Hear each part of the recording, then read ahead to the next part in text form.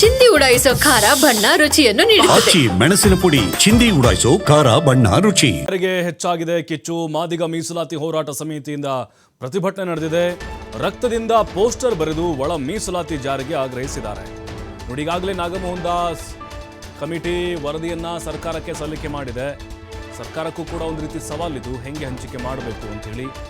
ಯಾಕಂದರೆ S C ಸಮುದಾಯದಲ್ಲಿ 101 ಒಳ ಪಂಗಡಗಳಿದ್ದಾವೆ. ಹಾಗಾಗಿನೇ ಅವ್ರಿಗೆಷ್ಟು ಕೊಡಬೇಕು, ಇವ್ರಿಗೆಷ್ಟು ಕೊಡಬೇಕು ಅಂತ. ಕೊಪ್ಪಳದ ಈಶ್ವರ ಪಾರ್ಕ್ನಿಂದ ಶಾಸಕರ ಮನೆಯವರೆಗೂ ಕೂಡ ಮೆರವಣಿಗೆ ಮಾಡಿದ್ದಾರೆ. ತಮಟೆ ಚಳುವಳಿ ಮಾಡಿದ್ದಾರೆ. ಶಾಸಕರ ಮನೆ ಮುಂದೆ ಬಾಯಿ ಬಡ್ಕೊಂಡು ಘೋಷಣೆ ಕೂಗಿದ್ದಾರೆ. ಸುಪ್ರೀಂ ಕೋರ್ಟ್ ಆದೇಶದಂತೆ ಒಳ ಮೀಸಲಾತಿ ಜಾರಿಗೆ ಆಗ್ರಹಿಸಿದ್ದಾರೆ. ಈಗ 6% ಕೊಡಬೇಕಾ, 7 ಕೊಡಬೇಕಾ, 8 ಕೊಡಬೇಕು ಅನ್ನುವಂಥ ಒತ್ತಾಯಗಳು ಕೂಡ ಆ ಸಮುದಾಯದಿಂದ ಕೇಳಿ ಬರ್ತಾ ಇದೆ. ಹಾಗಾಗಿನೇ ಈಗ ಬೇರೆ ಬೇರೆ ಜಿಲ್ಲೆಗಳಲ್ಲೂ ಕೂಡ ಪ್ರತಿಭಟನೆಯ ಕಾವು ಹೆಚ್ಚಾಗಿದೆ. ಕೊಪ್ಪಳದಲ್ಲೂ ಕೂಡ ರಕ್ತದಿಂದ ಪತ್ರ ಬರೆದಿದ್ದಾರೆ.